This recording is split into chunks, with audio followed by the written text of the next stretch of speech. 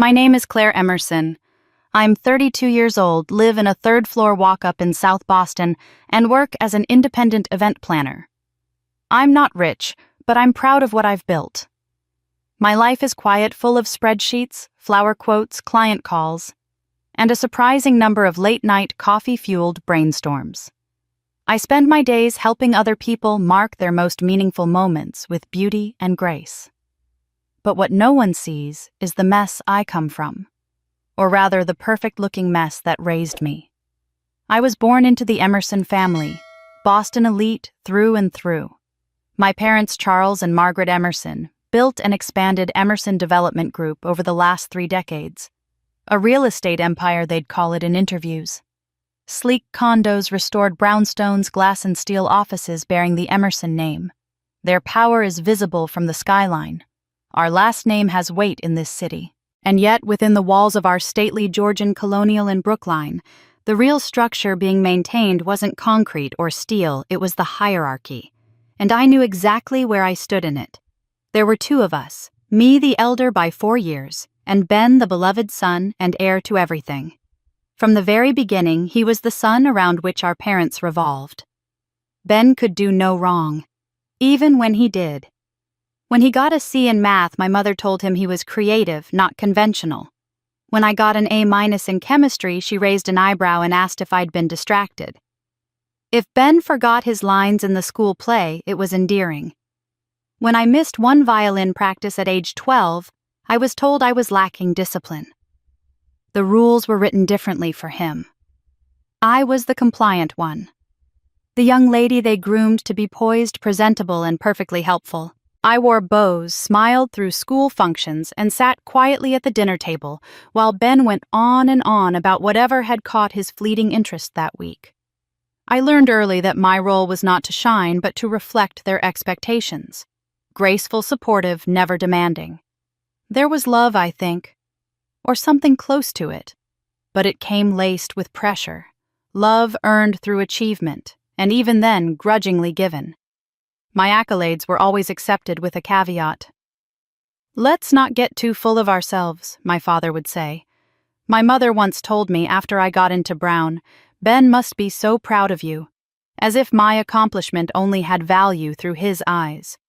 After graduating with honors in marketing and management, I was expected no assume to join Emerson Development.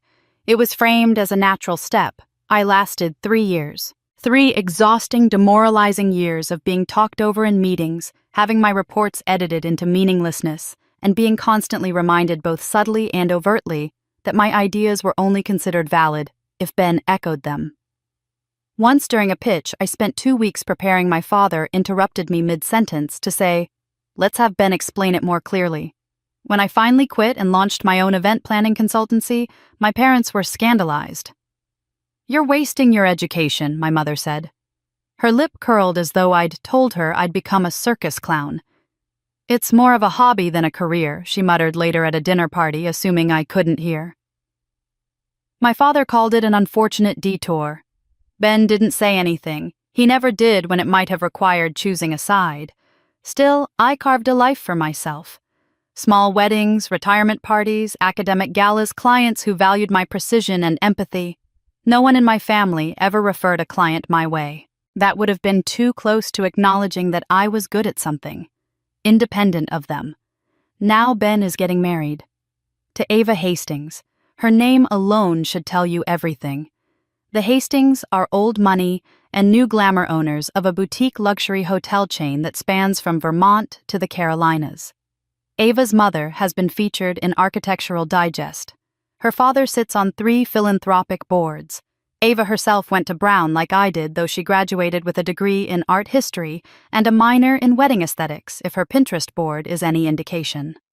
The engagement was announced in the Boston Globe, complete with professionally retouched photos.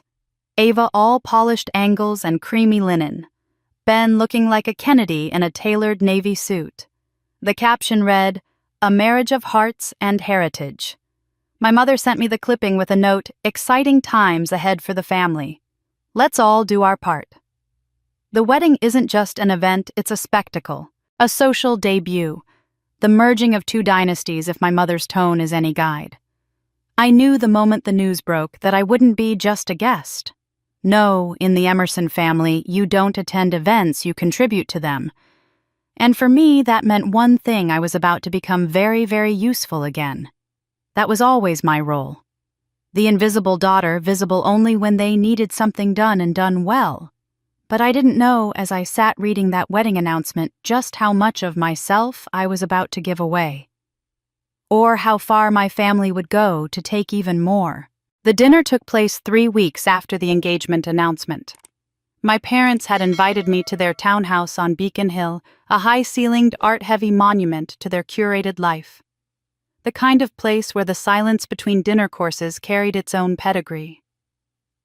Charles, my father, sat at the head of the table, half listening, half reading something on his tablet. Margaret, my mother, orchestrated the evening with her usual chilly precision, refilling water glasses and adjusting place cards. Yes, place cards even for 3 people, as if this were a gala instead of a family meal. Ben and Ava were supposed to attend, but a wedding tasting had run late, so it was just the 3 of us. Which I should have known was never a good sign. I'd barely finished my soup when Margaret shifted into what I'd come to recognize as her unofficial business tone. So, Claire, she began smiling the way a CEO does when offering someone an unpaid internship. You've always had the better eye for detail in the family. Even when you were little, you used to rearrange your bookshelves by color. I smiled politely, knowing something was coming. Ben and Ava have a wonderful planner, of course, she continued, but there are so many moving parts, and you know weddings. Sometimes a family touch makes all the difference. There it was. I swallowed a spoonful of soup that had suddenly gone cold. I thought maybe you could help out a bit, just with the personal touches, flowers perhaps. You've always been so thoughtful about those. And you know all the best photographers in Boston, and maybe some welcome baskets for the out-of-town guests. Not too extravagant, of course. Just something tasteful. She said it all so lightly, as if she were asking for a recipe, as if there weren't dollar signs hidden inside every innocent-sounding suggestion. I looked at my father, hoping he might intervene. He didn't even glance up, just muttered, "It's a family affair," as if that settled it. I hesitated. I had projects lined up, rent to pay, timelines to meet. But there it was again, that tiny traitorous voice in my head. Maybe if I helped. Maybe if I made everything perfect. Maybe this time they'd see me. Margaret's smile sharpened. She could sense the softening. You always bring such elegance to your events, Claire. Honestly, I think this is something only you can do well. It wasn't a request. It never was. I nodded slowly. I can help with a few things. Just small details.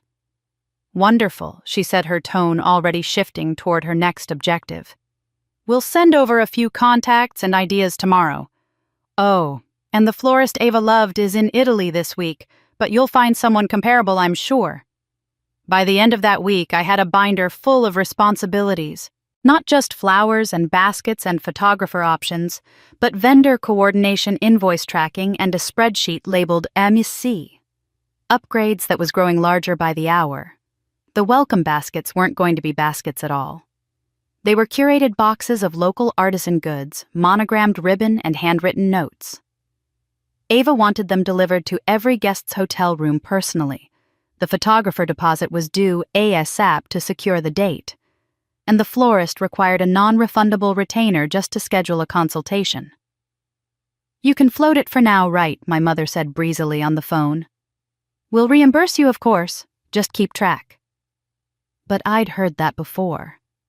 Flashbacks surfaced like ice breaking through still water.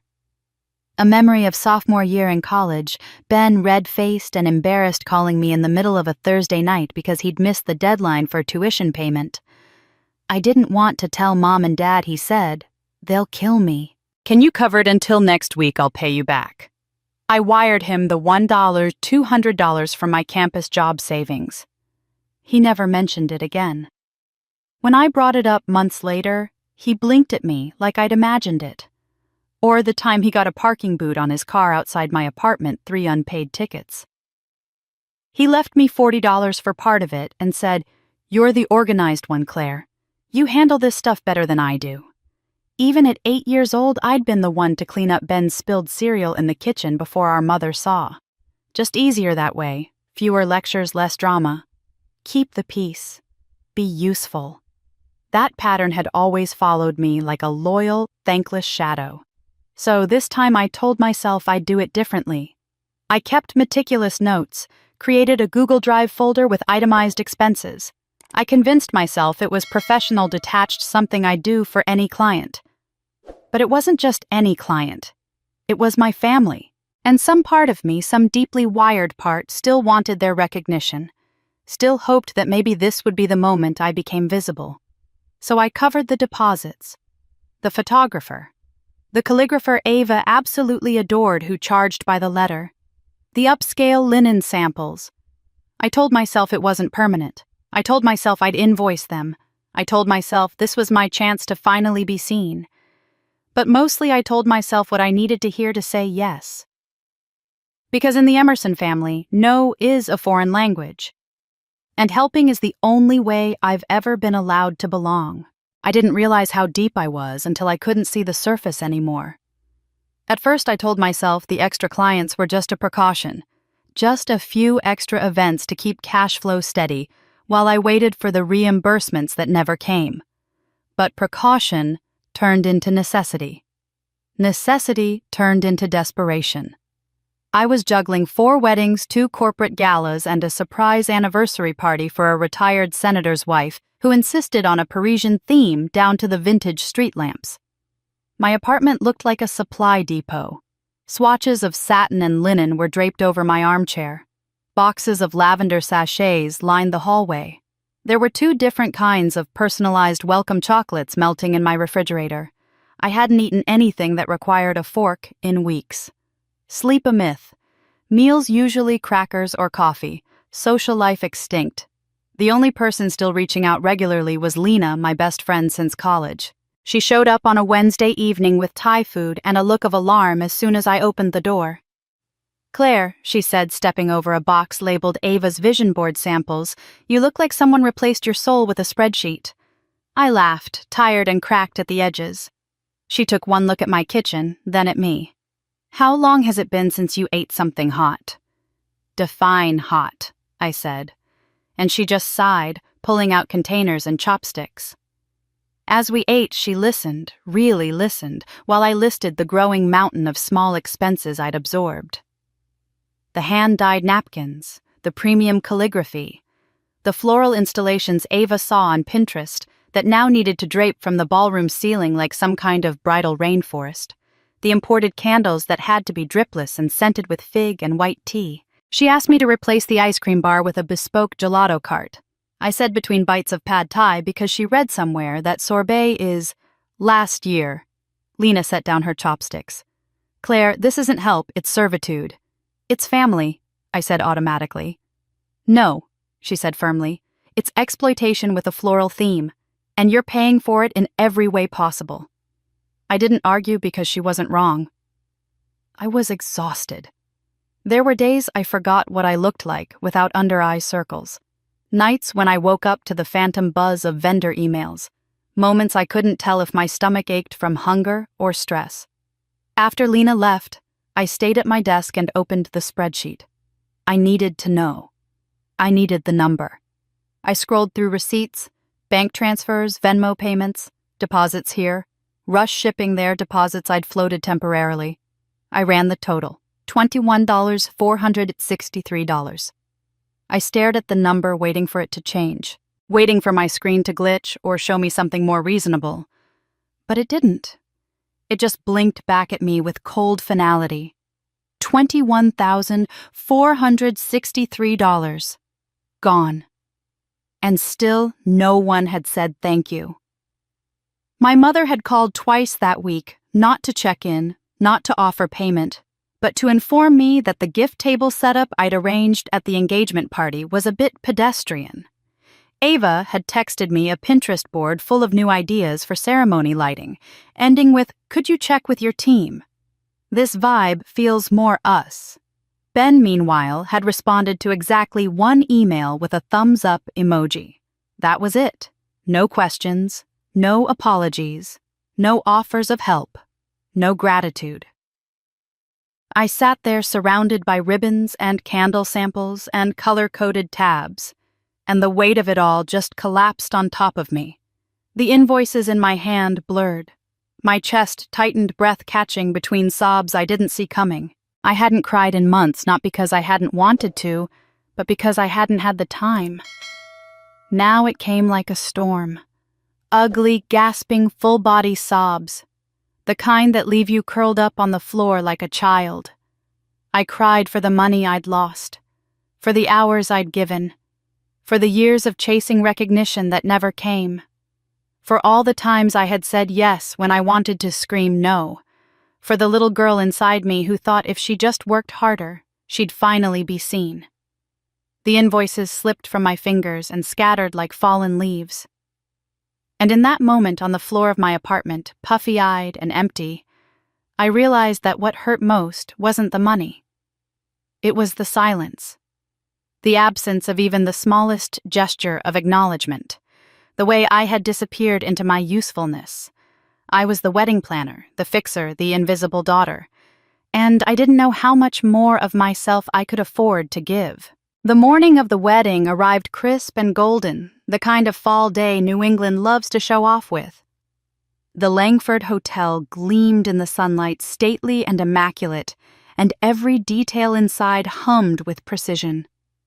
It was the kind of event planners dream of, not because of the glamour, but because nothing was going wrong. I'd been up since 5:00 a.m., managing deliveries, directing the florist team, and smoothing over last-minute changes with the caterer.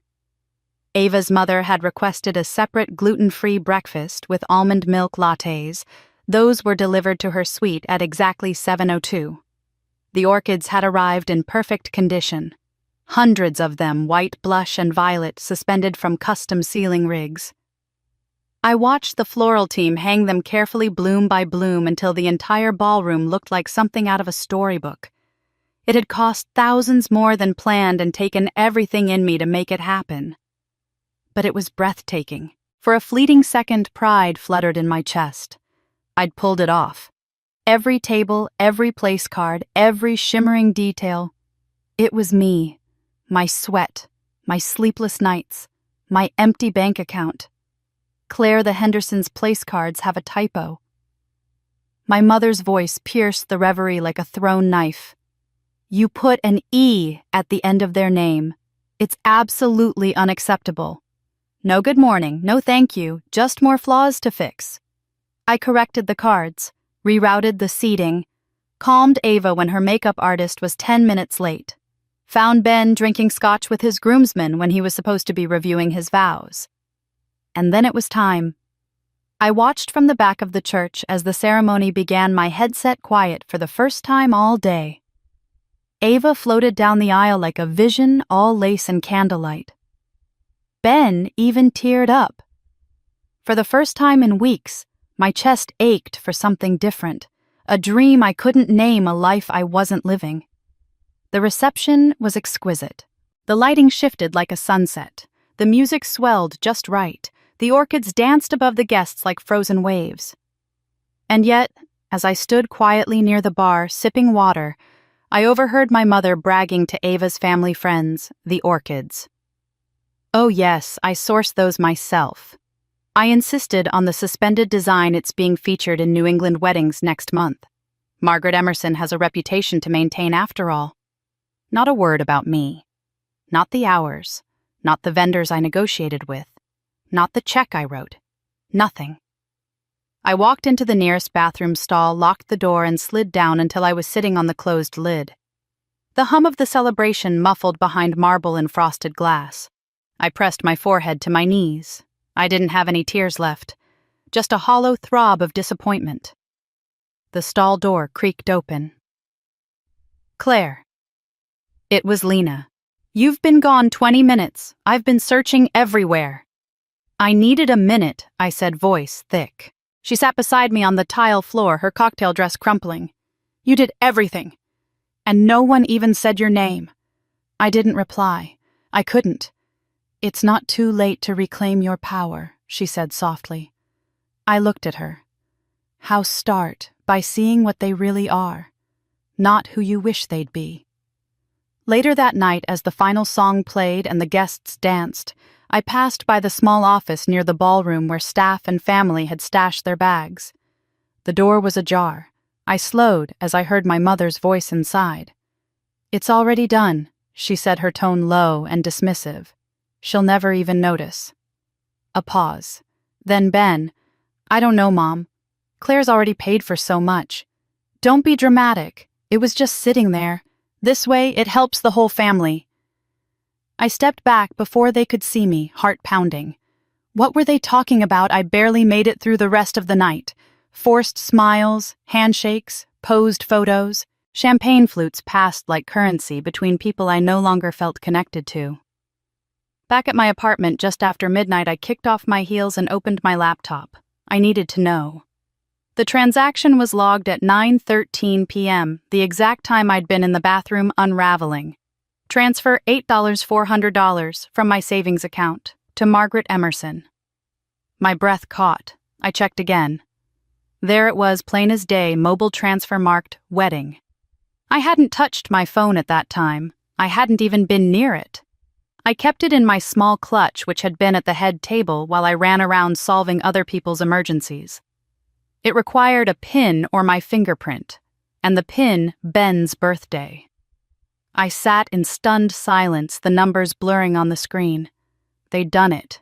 They'd actually taken from me. Not metaphorically. Not emotionally. They stole from me. My own mother had taken money I hadn't offered, had used my phone, my account, and sent it to herself like it was nothing. And Ben, he knew. He didn't stop her. The morning after the wedding, I woke to a headache that no amount of water or ibuprofen could dull. It pulsed behind my eyes, sharp and rhythmic, like a warning bell I'd ignored for too long. I hadn't slept more than 3 hours. Not really. I kept waking in a cold sweat, my mother's voice echoing in my head. She'll never even notice. But I had noticed. And now I couldn't unknow what I'd seen. I wrapped myself in a blanket, sat on the couch with my laptop balanced on my knees, and logged into my bank account again just to be sure it hadn't been a bad dream. It wasn't. The transaction glared back at me in black and white, $8,400. Transferred to Margaret Emerson. Executed through my mobile app at 9:13 p.m. on the night of the wedding. My account labeled it as authorized. I wanted to scream. I hadn't authorized anything. I grabbed my phone from the kitchen counter and opened the bank app. It pinged for fingerprint verification. I stared at the login screen in horror, then slowly clicked through to the security settings. For transactions over $5,000, it defaulted to require either a fingerprint or a manually entered PIN.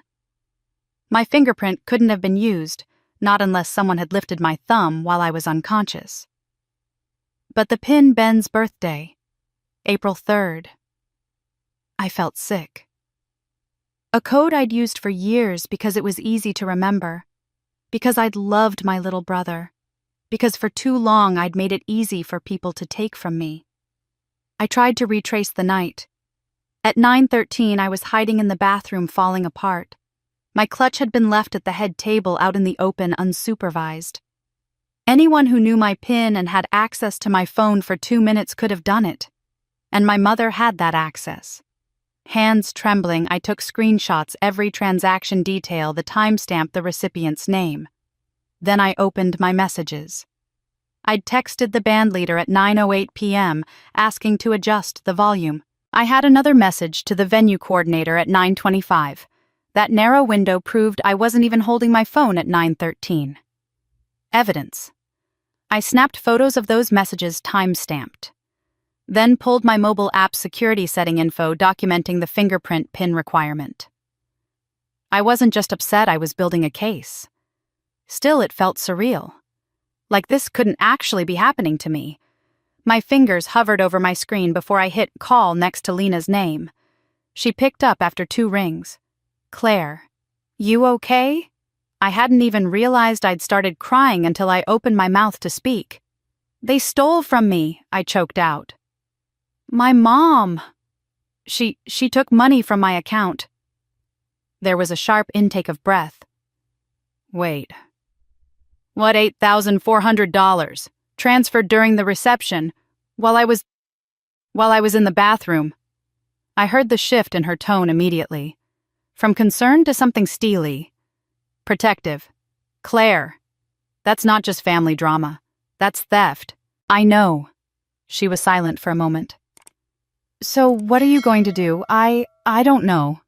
I wiped my eyes. I thought maybe I'd just ask for it back. Confront her. But no. Lena interrupted, firm now. "This isn't a misunderstanding. You need a lawyer. Like yesterday." I took a breath, then nodded, even though she couldn't see me. "I'll call Sophia."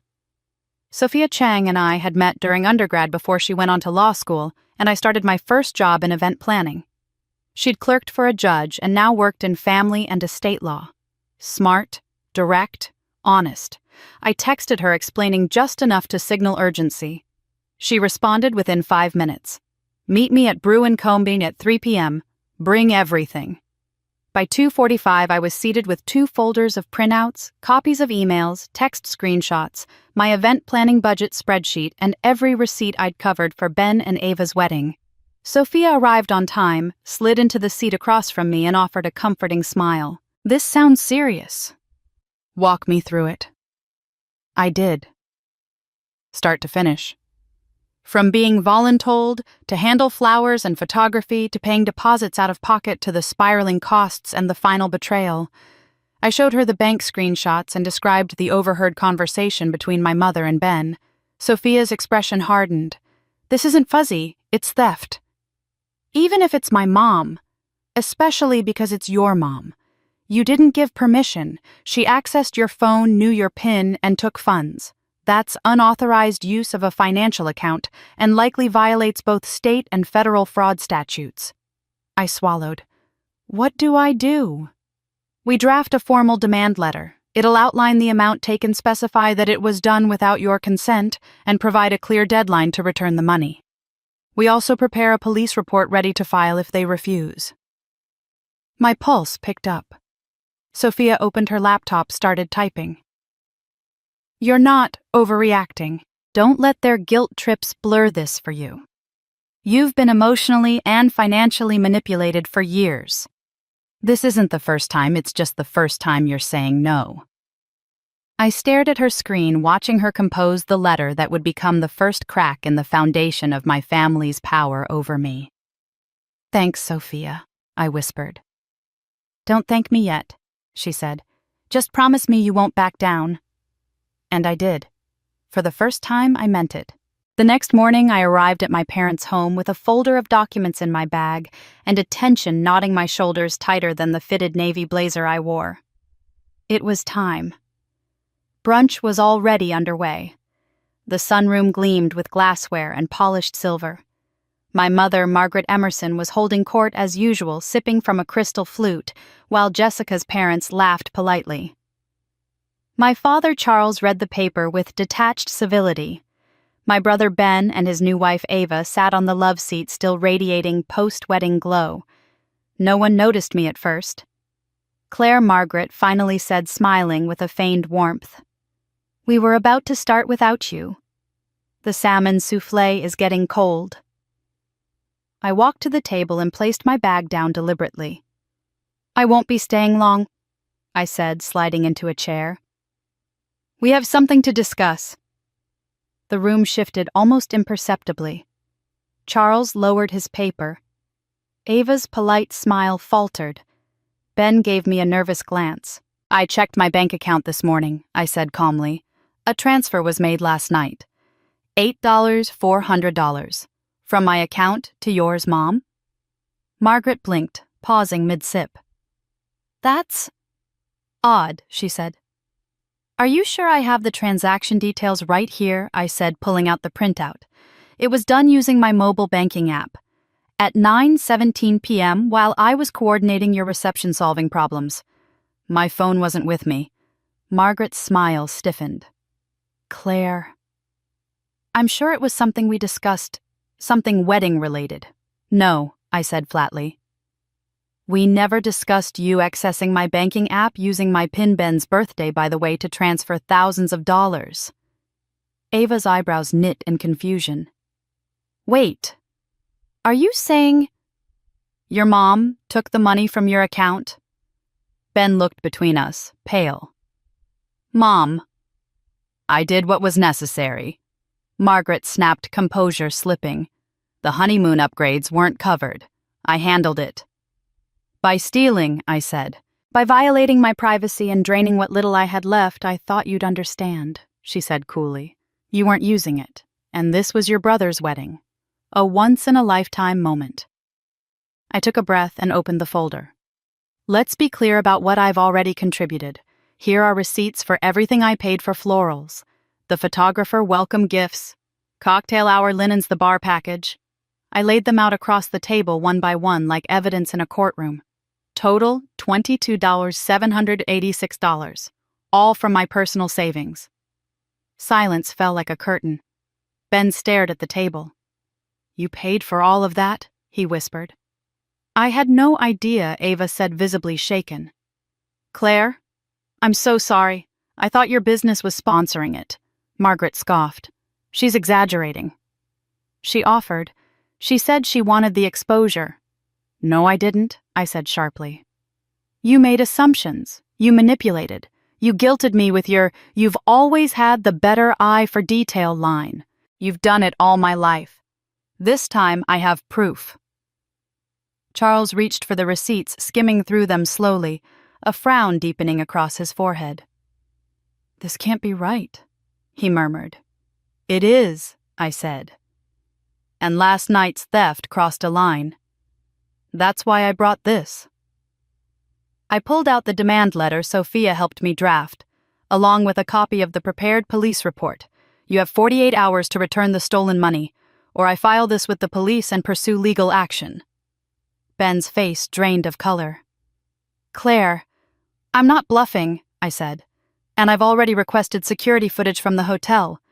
Every hallway has a camera, including the one near the storage room where my bag was kept. Margaret looked stunned. I heard you by the way I added. Last night, in the hallway, you said she'll never notice. And Ben, I looked directly at him. You didn't stop her. I didn't know she meant that, he said weakly. She said it was just some last-minute wedding charge. Claire, I swear. Ava rose to her feet. We need to fix this. Claire, I'm so sorry. I don't want to be part of something built on lies. Margaret's mouth tightened. You're making a scene. We're family. I stood. Family doesn't steal. Family doesn't treat you like an ATM. Family doesn't gaslight you when you demand boundaries. Charles put the letter down slowly. Diana, this is serious. We could face charges. She won't press charges, Margaret said. She wouldn't dare. I will? I said. Don't underestimate me again. Jessica's parents stood awkwardly. We should give you some space. No, I said, turning to them. Please stay. I want witnesses this time. Margaret's mask finally slipped. You are ungrateful. After everything we've done for you? You've done nothing for me that didn't come with strings, I said. You gave me expectations, not support. Criticism, not love. A long silence fell. Then Charles cleared his throat. The money will be returned, he said. All of it. With interest. Margaret looked stunned. Charles. I've let this go too far, he said quietly. She deserves better. I looked at Ben, then Ava. I hope you both build something different. Then I turned and walked out, the letter still on the table, the air behind me thick with everything finally said. That evening I sat on the floor of my small Cambridge apartment, surrounded by the quiet hum of the city outside and the silent echo of everything that had happened that morning. My hands trembled as I opened my banking app, not knowing what to expect. There it was. A wire transfer for $22,786 with a note in the memo, wedding reimbursement. Claire Emerson. The stolen $8,400 had been returned plus the full amount I had spent on the wedding and a small amount of interest. I stared at the screen for a long time. I should have felt victorious, relieved, but instead all I could do was cry. Because the money in the end wasn't the point. It was never just about dollars and cents. It was about every childhood dinner where Ben's mediocre grades were met with applause while my A- raised eyebrows. Every dance recital I aced with no audience every time I stayed quiet to keep the peace. It was about becoming someone who gave everything hoping just once to be enough. Getting repaid didn't erase what had been taken emotionally over decades. My phone buzzed. Ben. I just transferred the money from my own account. Mom didn't want to, but Dad insisted. I'm sorry, Claire, for everything. I should have spoken up sooner. I should have seen what was happening. If you'll let me, I'd like to start over. I stared at his message, feeling a quiet surprise I hadn't expected. It sounded genuine, hesitant, but sincere. A second buzz, Ava. Claire. I hope it's okay that I'm reaching out. I had no idea you were carrying so much. I want you to know I see you now. I see what you did. If you ever want to talk, I'm here.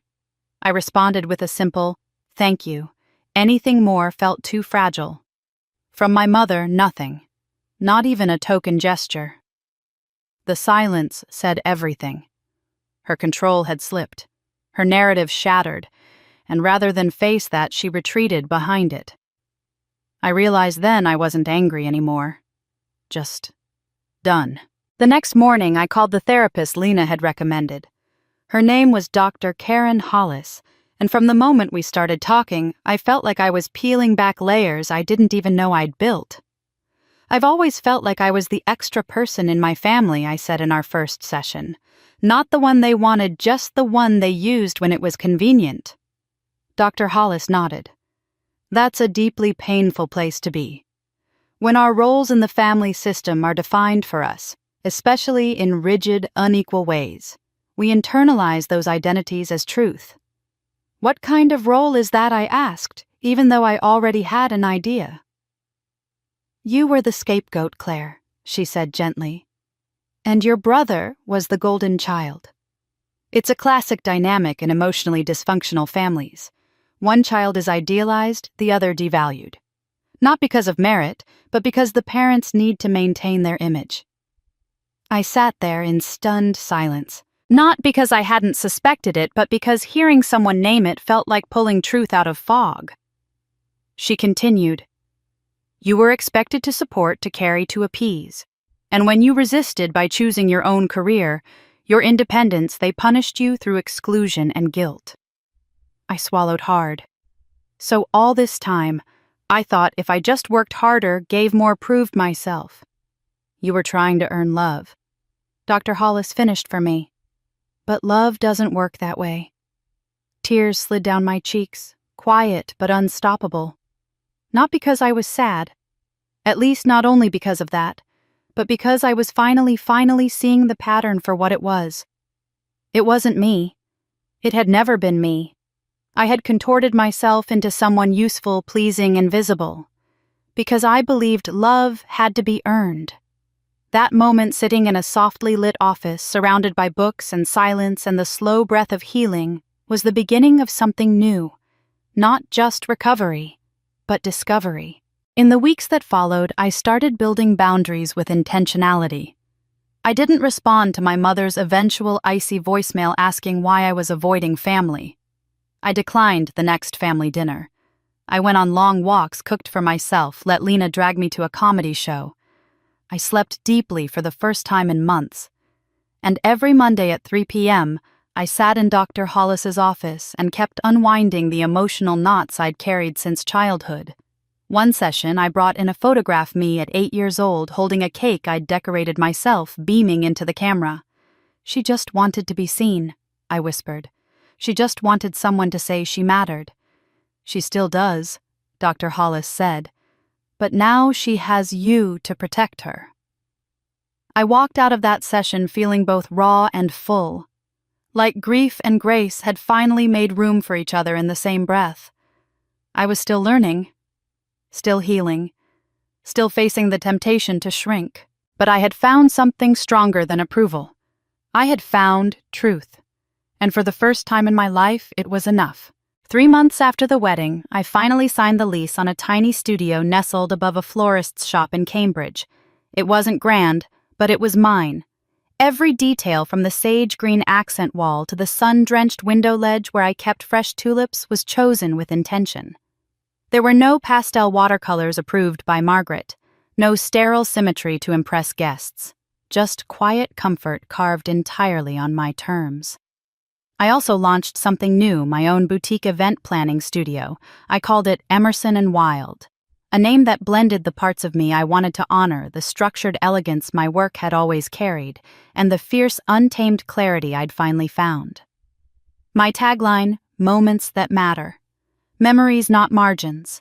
It was more than a mission, it was a quiet rebellion against everything the Emerson name had represented for so long. Excess, performance, impeccability at any cost. Now I was helping people celebrate authentically beautiful events rooted in meaning, not image, clients responded. A couple planning a backyard wedding with DIY centerpieces. A single mom throwing her daughter's quinceañera on a tight budget. A woman organizing a memorial service for her late wife, wanting it to feel more like a celebration than a goodbye. And with every event, I felt like I was helping build something not just for others, but for myself. Thanksgiving crept up faster than I expected. Normally, this time of year brought a familiar dread. The long table at my parents' house where conversation was as crisp and cold as the linen napkins. The performative toasts. Margaret's silent critiques doled out behind too tight smiles. Ben laughing too loudly to avoid tension. But not this year. This year I was with Lena's family. Their lake house in New Hampshire was cozy and chaotic. Firewood crackled in the hearth while mismatched chairs surrounded the table. Kids ran barefoot across the creaky floors. Her dad carved the turkey while wearing a paint-splattered apron. Her mom sang along to Stevie Wonder between stirring the gravy and shooing the dog off the couch. I stood in the kitchen helping dry dishes when Lena's little niece wrapped her arms around my waist and said, "I like your laugh." I hadn't even realized I'd been laughing. Later, as we curled up under quilts with pie balanced on our knees, Lena whispered, "Feels different, huh?" "It feels like breathing," I said. "Like, I don't have to earn my place." The next morning, still in pajamas and slippers, I opened my laptop and found an email from Charles, my father. Claire, I've been reflecting on everything that's happened. I failed you. As a father, as a protector. I let Margaret take too much from you, and I stayed silent for far too long. I see now that silence was a form of complicity. I can't undo the damage, but I want to start by saying I'm sorry. Truly. If you're ever open to it, I'd like to meet for coffee. No expectations, just a chance to begin again. Love, Dad. I read it twice. My chest tightening with something I hadn't let myself feel for him in a long time. Hope.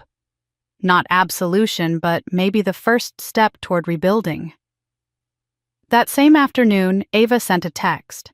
"Ben and I are hosting a small dinner next weekend, just us, no drama. We'd love for you to come. I know it might be too soon, but I miss you."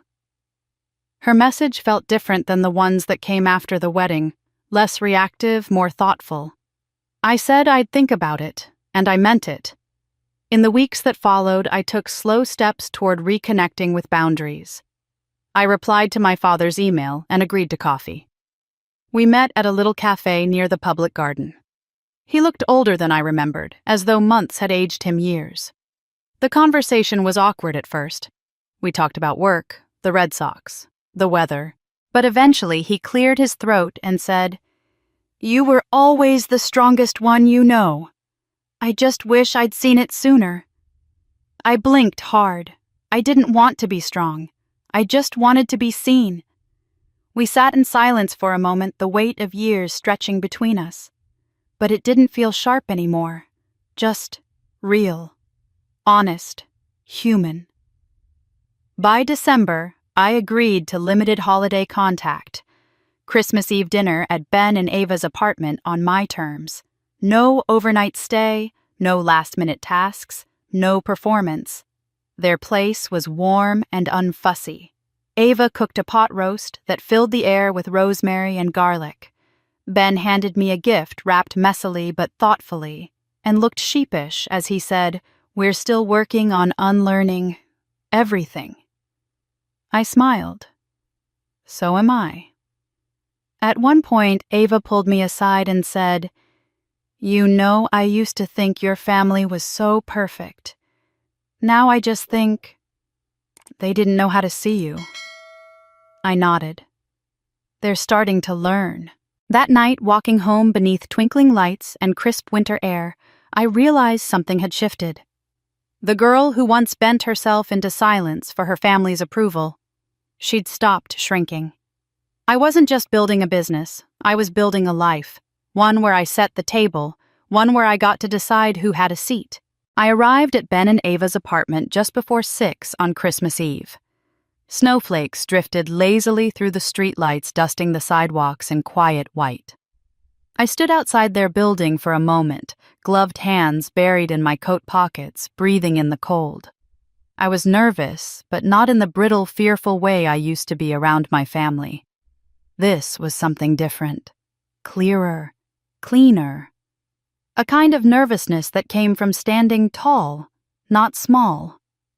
I'd made it clear weeks ago, one evening only. No overnights, no last-minute tasks. I was not showing up as the helper, the fixer, or the invisible daughter. I was coming as Claire. No title, no role, just me. Ava opened the door with a smile and a mug of mulled cider in hand.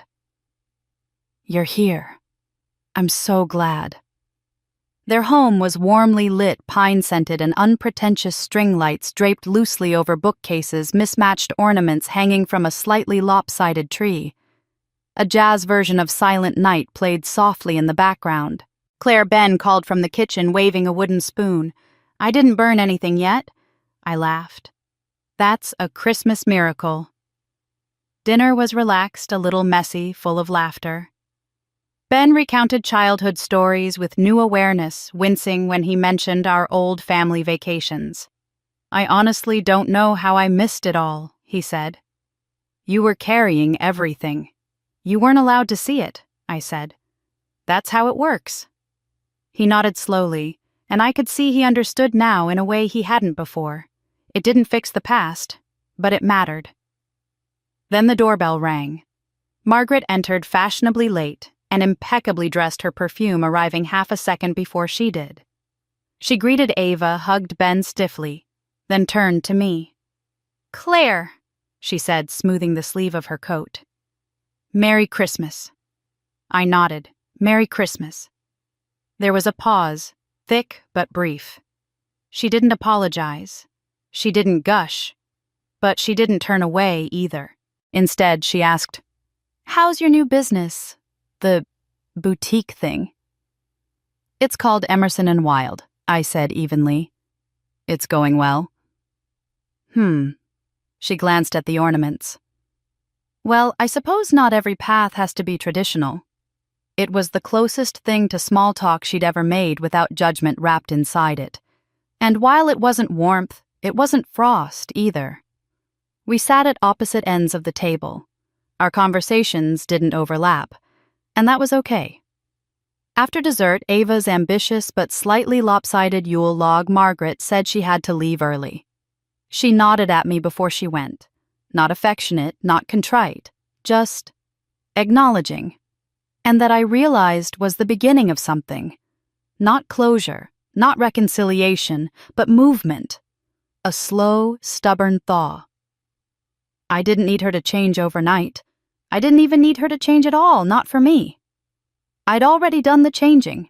Therapy was ongoing, every session with Dr. Hollis peeled back another layer I'd spent a lifetime tucking away. We'd been working through my reflex to overfunction how I filled space with effort, hoping it would be mistaken for worth. Some days I felt strong. Others like I was walking barefoot through broken glass. But there was movement, lightness, a strange new freedom in saying no without explanation. And for the first time in years, I had something that felt like joy. A few weeks after Christmas, I walked through a sun-filled condo in Jamaica Plain. Hardwood floors, exposed brick in the kitchen, and a tiny window seat that overlooked a quiet side street. It was small and imperfect, and I loved it. I made the down payment that afternoon. It wasn't just a home, it was proof of choice, of agency, of healing. A space that belonged only to me, no ghosts, no roles, no expectations. That night, curled up with a mug of tea and the echo of my future humming through the walls, I whispered something aloud I hadn't dared to say until now. For the first time, I chose myself. Not out of defiance, not out of anger, but because I finally believed I was allowed to. Because love should never be something we have to chase or earn or buy with our silence. Because boundaries are not walls, they're invitations to be known honestly. Because healing is messy and slow and not at all linear. But it is possible. And because somewhere along the way, through pain, through loss, through reclaiming every piece of myself, I had discovered a kind of love far more powerful than approval. The kind that comes from within. The recorder blinked red in the corner of my desk. I adjusted the mic and leaned back, breathing in before I hit record. "This is Claire Emerson," I said quietly, my voice steady. "And this is for Dr. Hollis, week 22. There was a small pause, the kind you allow when you're searching for honesty. "I've learned," I said slowly, "that love given freely is worth more than anything I ever had to earn. That kind of love, the unconditional kind, it never required me to shrink or perform or pay for it with my peace." I glanced out the window at the budding trees. Boston spring had arrived like an exhale. I'm not angry anymore. Or if I am, it doesn't live in me the way it used to. It passes through. It doesn't make a home inside my chest. Another breath. I'm not the family doormat. Not the fixer, the emotional mule, or the silent achiever in the corner of the room. A laugh, soft but real. I used to think boundaries meant shutting people out, but now I know they're how we show love. To others. To ourselves. Saying no when I need to. That's me keeping my heart intact. I paused again. Then, let the truth settle in. If anyone out there's listening to this, if you grew up feeling like the invisible one, the one who had to earn their place at the table, I want you to hear this clearly. You are not alone. You are not broken. And it's okay to walk away from what wounds you, even if it shares your DNA. I let the silence sit, then closed the session with words I hadn't known I needed until now. Sometimes I said standing up to your family is the first step toward standing up for yourself. Click. I closed the recorder and leaned back in my chair, staring at the neat little calendar on the wall above my desk. Emerson and Wilde's upcoming events, color-coded, organized, gentle. The next appointment was in 20 minutes. A bride named Isabel was coming in.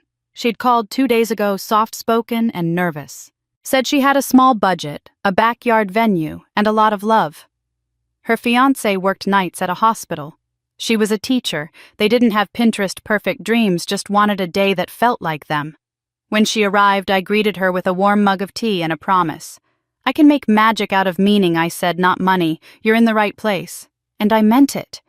Because this business, this life I was building, it wasn't about spectacle anymore. It was about real moments, gentle beauty, stories told with dignity. I was no longer chasing love through sacrifice. I was creating joy with intention. And for the first time in a very long time, I looked at my life, not the family name, not the inherited expectations, not the bruises left behind, and I saw something whole. I saw myself. And she was enough.